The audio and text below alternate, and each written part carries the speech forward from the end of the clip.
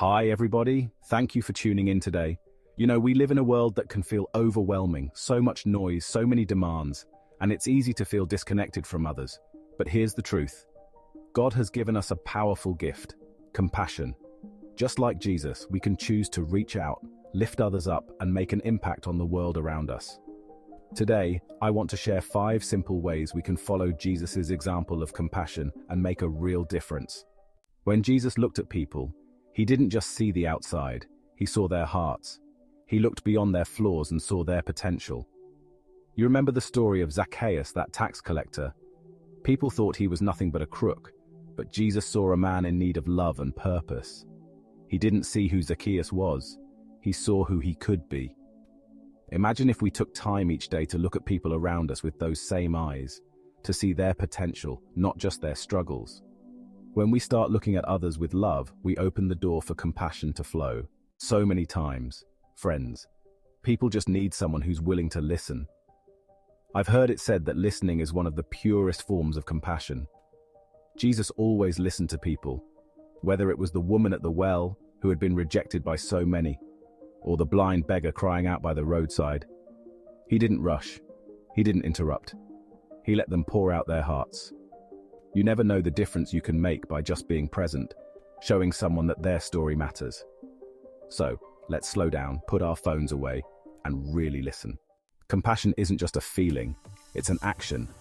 Jesus didn't just feel bad for the hungry crowd, he fed them. He didn't just notice the sick and hurting, he healed them. Sometimes, showing compassion means going out of our way to do something practical. Maybe it's helping a neighbor with groceries, volunteering, or simply writing an encouraging note. Friend, small acts of kindness have the power to lift someone's spirit and remind them they're not alone. Now here's a big one. Forgive as Jesus forgave.